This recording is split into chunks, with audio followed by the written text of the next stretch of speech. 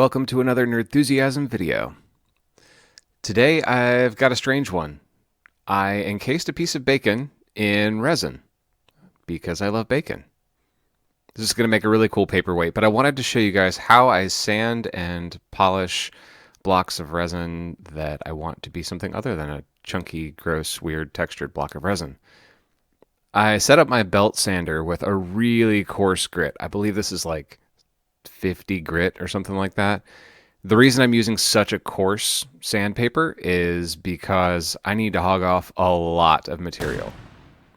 Before we get started, always wear your safety gear. This is very, very important, especially when sanding resin. You'll see in a minute, stuff just goes everywhere, and it's a bad day if that stuff gets in your lungs, and it just makes a huge mess. So you don't want that in your eyes, you don't want that in your lungs, but let's get started. Don't breathe this stuff. So you can see with the really coarse grit sandpaper, I am making really fast progress as far as creating the shape that I want for my bacon paperweight. That was obviously really sped up. That took about 15 minutes to get this shape that I want. I sanded the back a little bit, smoothed it out, sanded the sides and the corners, the edges, all that.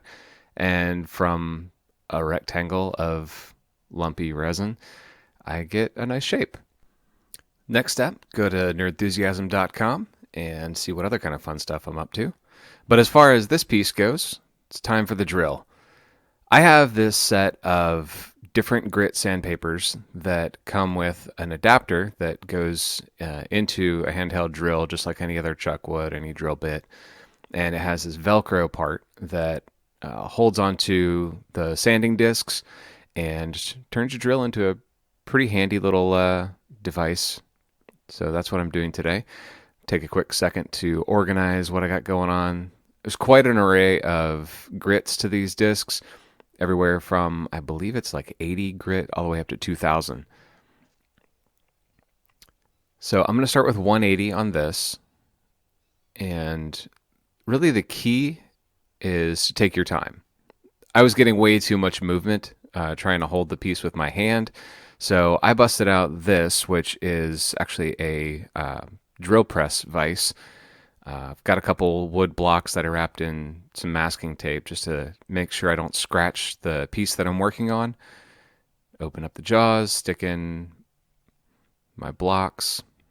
Then I can put the piece right in there.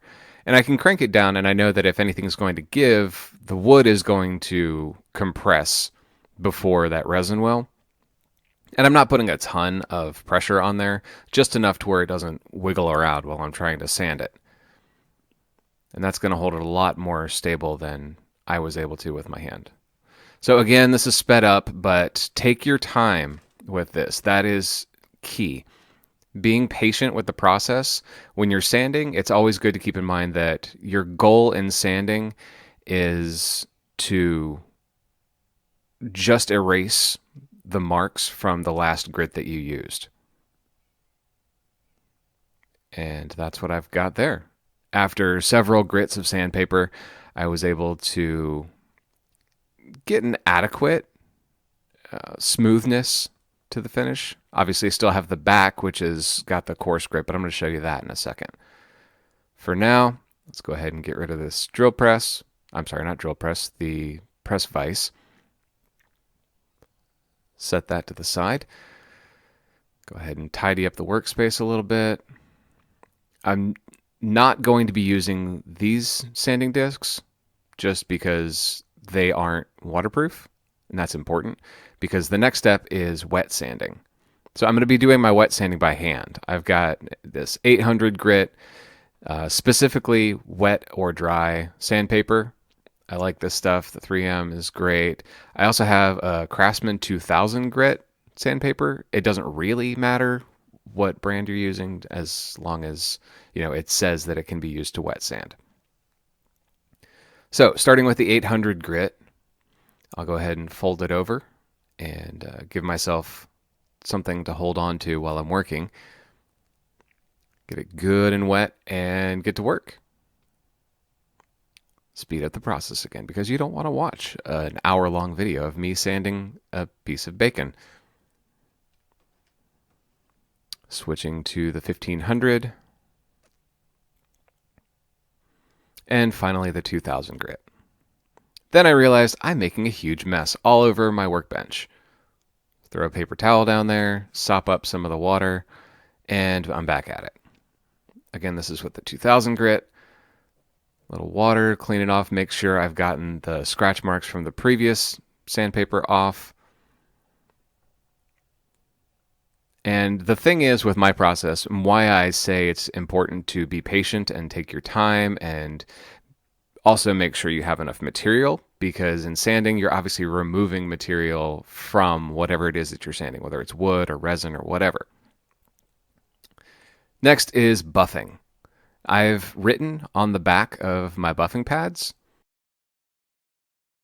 So this is step 2. And that's step 1. So these buffing pads, this is actually a headlight restoration kit. It comes with these other buffing pads.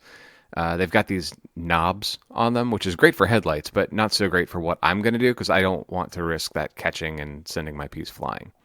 It came with 3 different compounds, and they are labeled in coarsest to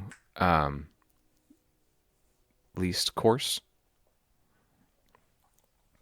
So we're going to start with the heavy scratch remover, which is step 1, compound 3, which is this one.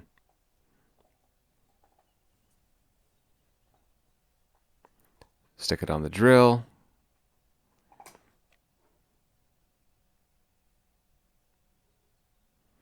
Give it a quick shake.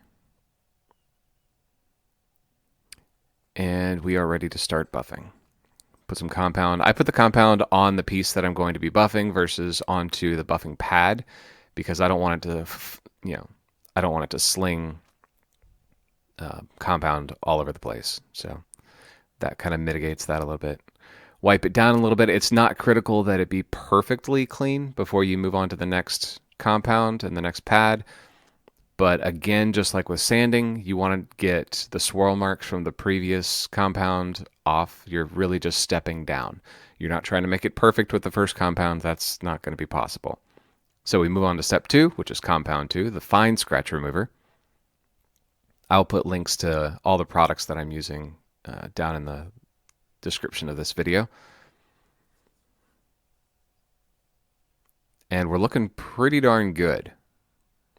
I still have some fine scratches because I wasn't as patient. I didn't step down gradually enough with the grit of my sandpaper, so I still have some fine scratches there probably from the super coarse belt sander. That caused me some problems on the back end, but you'll see that in a minute. Wipe that down after you finish that step of buffing.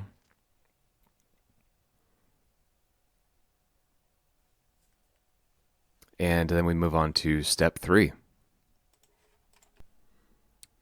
So step 3, we're using the number 1, which is the plastic clean and shine.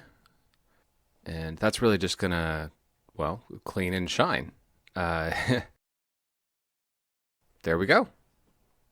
Quick and easy, as far as the buffing goes anyway.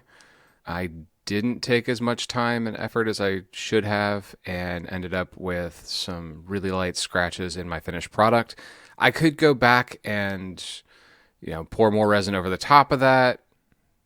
But what about the back? Well, we're in the nerd nook now. Don't forget your protective gear, in this case, gloves. I use Diamond Clarity from Naked Fusion. This resin is the only thing I use right now. This is the only epoxy resin I use. So just mix up a couple quick ounces, and I obviously am going to get bubbles regardless of how slowly I'm stirring. So I'm just going to take my kitchen torch and just a quick blast just to get the ones that are on the surface. I'm going to stir real slowly. I'm going to blast it a couple more times, just occasionally. Before I pour, I like to warm up the resin surface that I'm going to be pouring onto. If it's not perfectly smooth anyway, like if I'm just doing like a layered cast, then I don't need to warm that up. But for something like this that's got a lot of grooves and nooks and crannies and whatnot, I wanted to warm that up. So slowly and carefully just pour your resin top coat there. And then you're going to, with your stir stick or whatever silicone stick that you're going to use, something like that, I don't know, whatever, you're just going to push that around. I wanted this to be a real thin coat because I don't want a domed underside to this thing. And then you're just very carefully pushing it to the very edge. Now, I've got a nice sharp lip here, so it shouldn't drip over. And you're using the surface tension of the resin that you just poured. Use your torch, get rid of some bubbles as they show up, and just keep an eye on it. If it drips, it's not the end of the world, but this, when it's cured, it looked mighty nice. Now, I did get a little bit, inspired while this was curing, and while it was still tacky, I added a little something to the underside of this thing.